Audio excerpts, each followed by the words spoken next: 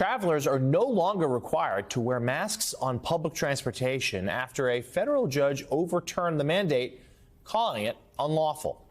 The judge, a Trump appointee, ruled that the CDC overstepped its authority when it opposed the mask mandate. The ruling led to an immediate policy change on planes, trains, buses, and other modes of transportation. Some passengers were allowed to take masks off mid-flight and, of course, then posted those videos to social media. I have heard that the mask mandate has now been lifted, so it is now your choice, optional, to wear a mask when you're on board the airplane and in the airport. So that's good news for many of you. I know I personally am going to wear my mask when I'm riding in the cabin, at least for a while. But it is optional, your choice. So we'll be glad to see your happy smiles. This decision comes less than a week after the CDC had extended the mandate for 15 days to combat the current rise in COVID cases. It was set to expire early next month. The White House is still urging riders to keep masks on for now, saying no decision has been made about whether to appeal the ruling. This is obviously a disappointing decision.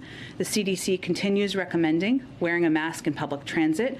As you know, this just came out this afternoon. So right now, the Department of Homeland Security, who would be implementing, and the CDC are reviewing the decision. And of course, the Department of Justice would make any determinations about litigation. Joining us now, White House Deputy Press Secretary Chris Marr. Chris, thanks for being with us again today. We just heard from Jen saying that the Department of Justice could look into potential litigation about the end of this mask mandate. Walk us through possible next steps. The mandate was going to expire in a couple weeks anyway. Is it possible this goes to court? Yeah, well, good to be with you, Jonathan, and you're exactly right. The CDC last week said it needed a couple more weeks to review this masking order. They're going to take another look at the newest and latest science and data that was available to see how people could travel most safely around the country. We're in the middle of reviewing the judge's decision.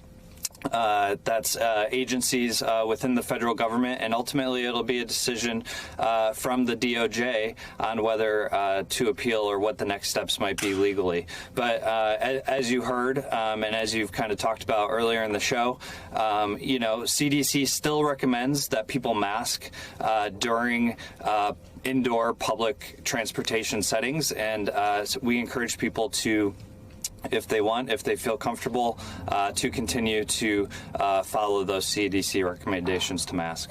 And a quick follow-up to that, is there a particular concern about this decision, considering we are seeing COVID cases rise in portions of the country right now? Well, we've always said that we will follow the science and the data, that we will listen to our doctors at the CDC who oversee these types of things. And as we said, they're reviewing this order. They're reviewing the science and the data behind this order. They'll continue to do that over these next couple weeks. And ultimately, it's a decision for the DOJ on whether to pursue this legally or not. So, Chris, I've reported today that the White House is trying to sort of pivot back to some domestic issues now. Obviously, the war in Europe is still front of mind, but we've seen the president on the road last week. He's going to the Pacific Northwest later this week, New Hampshire today to talk about infrastructure. Tell us the thinking in there in the West Wing as to why the president needs to be talking about these issues that impact Americans at home. Well, you're exactly right. There's a lot going on in the world. The president's obviously been very involved in making sure that the United States is supporting Ukraine and their defense of their country from Putin's invasion. But it's important to be talking about what's going on here at home as well, and the impacts of that war in Ukraine. people are paying too much when they go to the gas station. They're paying too much when they go to the grocery store. And the president understands that and recognizes that. And that's why he's doing everything that he can across the board to try to lower prices for the American people. Part of that is talking about what we've done and how much economic progress we've made. 7.9 million jobs, a historic record.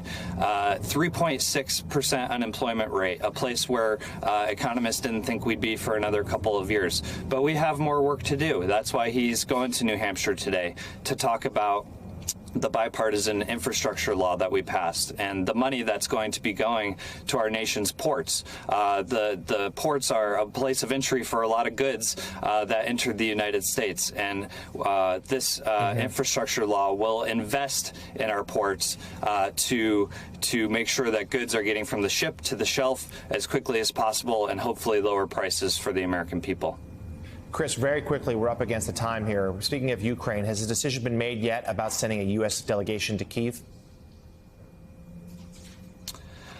We don't have any update for you there. The president continues to talk to President Zelensky on a regular occasion. We continue to engage with our partners and allies around the world about how we can make sure that Ukraine has the resources they need to defend their country while also continuing to impose costs on Russia. But I don't have any update for you on travel to Ukraine quite yet.